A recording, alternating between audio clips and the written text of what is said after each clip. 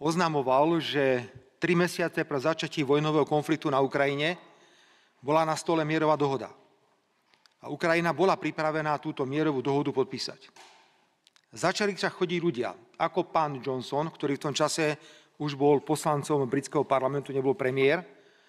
A títo ľudia veľmi aktívne prehovárali nielen západných lídrov, ale predovšetkým prehovárali ukrajinskú vládu, aby v žiadnom prípade nepodpísala mierovú dohodu, aby sa naďalej pokračovalo vo vojne.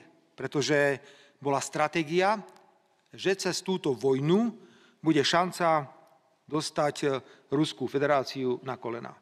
Ale kto pozná Rusov vie, že keď sú na kolenách, tak len preto, lebo si zaväzujú šnúrku na topánke. Takže táto stratégia nevyšla a preto veľmi jasne hovorím, že to, čo sa udialo s týmto úplatkom, je mimoriadne vážny problém. Príbeh spočíva v tom, že 3 mesiace po začatí vojny Boris Johnson veľmi aktívne prehováral, aby nepodpísali mierovú dohodu.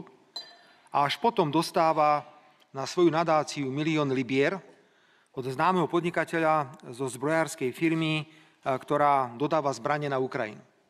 A tento človek potom s ním absolvoval spoločnú cestu do Kyjeva a do ďalších miest. Sú o tom záznamy, fotografie.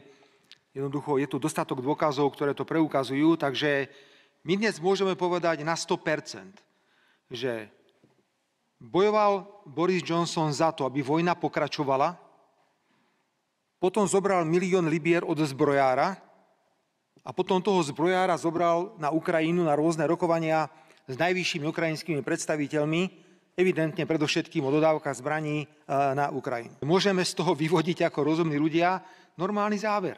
Áno, Boris Johnson nechcel ukončiť vojnu, lebo vedel, že má kamaráta, ktorý mu dá peniaze a za to on mu pomôže so zbraňami na Ukrajine.